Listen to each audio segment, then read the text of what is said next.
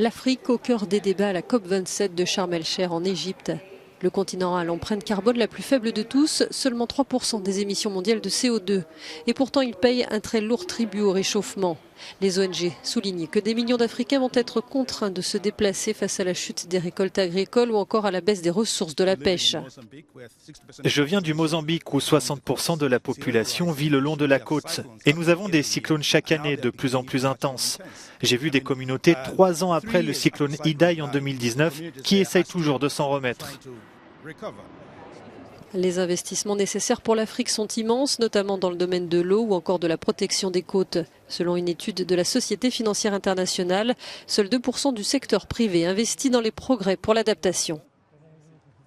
Pour les 20 prochaines années, on a besoin d'environ 100 milliards de dollars d'investissement en Afrique pour l'adaptation.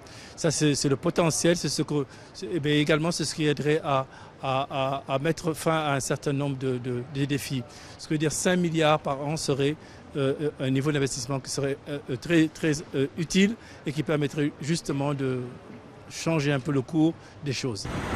La question des pertes et dommages a certes été ajoutée pour la première fois à l'ordre du jour de la conférence. Mais si certains gestes sont là, la réalité des négociations déterminera si la voix de l'Afrique a été réellement entendue.